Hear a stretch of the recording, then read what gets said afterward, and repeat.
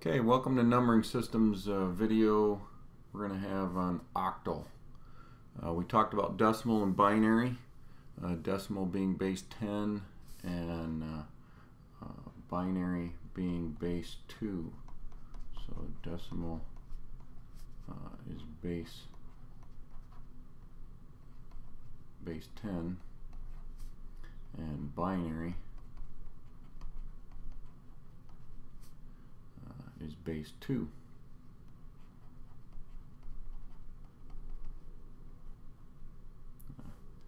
Try that 2 again.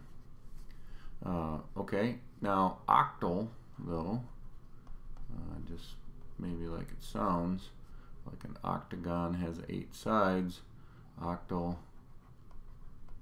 is base 8. Okay, decimal goes from 0 to 9 for the digits. Binary just goes from 0 to 1. That's all you get is a 0 or a 1. Octal goes from 0 to 7, and then we start counting all over again with 1 0 for the next value. So if you want to express the number 8 in base 8, then actually you wouldn't be able to use the number 8. You'd have to go 1 0. 1 0 in base 8 is equal to 8 in base 10. So what we learned before is that the first digit in any numbering system is always the ones digit.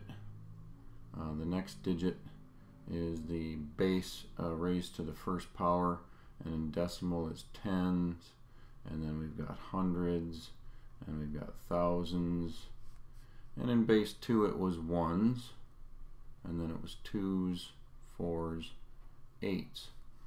Well, in base 8 it is ones again, as it always is, because it's the base 8 raised to the 0 power, which is equal to 1. And then 8 raised to the first power is going to be equal to 8. 8 raised to the second power is going to be equal to, actually going to be equal to 64. So, and then 8 raised to the third power is 512.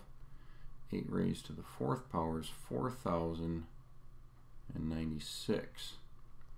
So each digit in a base 8 number would be equivalent to those values: 1s, 8s, 64s, 512s, and 4,096. So, all right, so let's convert our sample number that we used before. We used 179 in base 10. Let's convert that to a base 8 number. Now, to convert that to base 8, kind of what we did with the binary is that we're going to look at these values and we're going to see if we can subtract that from this number. Do we have enough to make 4,096? No. Enough for 512? No. We do have enough for 64 though. So now we could subtract 64 once, or we can actually subtract 64 more than once. So how many times does 64 go into 179? We would see that it could go in there 2 times. We could have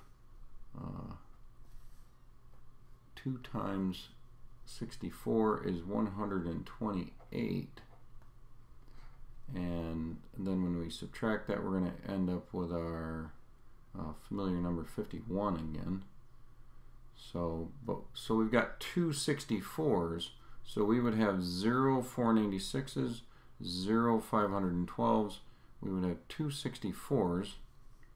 How many 8s would we have? Well, we would have to divide 8 into 51. 8 goes into 51 6 times. 6 times 8 is 48. That leaves us with 3. So we would put a 6 here for the value of the 8s. And then how many 1s do we have? Well, we've got 3 left over, so we could put a 3 here. So that's how many 1s we have. We have 6 8s and we have 2 64s.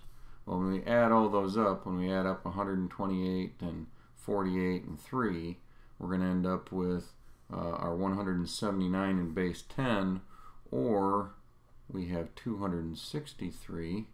Actually, it's not 200, is it? It's 264s, 6 8s, and 3 1s.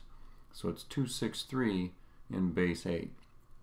So that would be our equivalent. So we could write 179 base 10 is equal to 263 in base 8.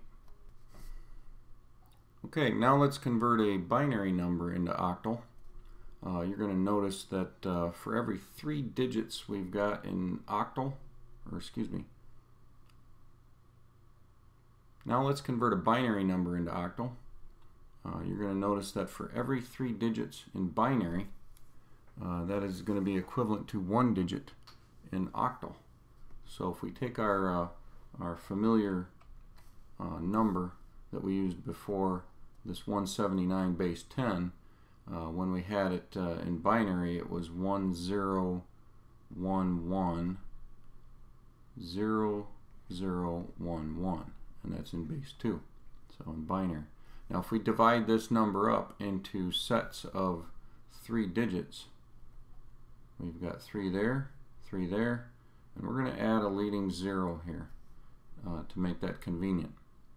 So we've still got 3 digits. So when we look at this, we look at the 1s, the 2s, and the 4s. So no matter what we do, we can only add up these 3 digits and come up to a 1, a 2, and a 4 would add up to 7. So we can't go over 7. So this converts directly into the octal numbering system where you can't go over 7. So we've got a 1 and a 2. We don't have any 4s. So this is going to be 3, and that's our base 8 number. So we don't have any 1s here. We've got a 2 and we've got a 4. So that's going to be a 6. We don't have any 1s, but we have a 2. We don't have any 4s, so that's going to be 2. So notice how this number directly converts into octal at 263 base 8. Okay, so binary converts conveniently into octal, and you're going to see later on where we've got another numbering system that's going to convert, binary is going to convert conveniently into that. So, but let's keep working on octal. We're going to convert an octal number into decimal. So let's find out how would we convert this. If we had 263 base 8, how are we going to convert that back to decimal? Well, if we put the values on here, this is the 1s, these are the 8s, and these are the 64s. So what we have to do is multiply those out to get the values, and we're going to get 3 times 1 is 3, of course.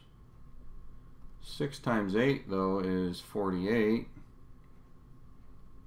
and 2 times 64 is 128. So, and then we would add those up. You're going to get 16 plus 3 is 19. We're going to carry the 1. We've got 2 plus 4 is 6, and 1 is 7, and we bring down our 1. So we just converted an octal number into a base 10 number back to our familiar 179. So that's how you would convert the octal back to decimal. We did decimal to octal, and we did a binary to octal. Alright, let's take this octal number and convert it to binary. So we've got the 263 octal. If we want to convert that to binary, we've got a value of 2. So how would 2 be converted into binary? Well, we don't have any 1s. We've got a 2. We don't have any 4s. We convert 6 into binary. We don't have any 1s. We've got a 2, and we've got a 4. That adds up to 6. How do we get a 3? We've got a 1 and a 2, no 4s. Okay, so now we're back to our base 2 number up here, and if we only wanted the 8 digits, then we would be able to just ignore the leading 0, and we would have our 8 bits that would constitute a byte. Okay, so that's all we have today on the octal numbering system, and we'll work some more next time on a different numbering system.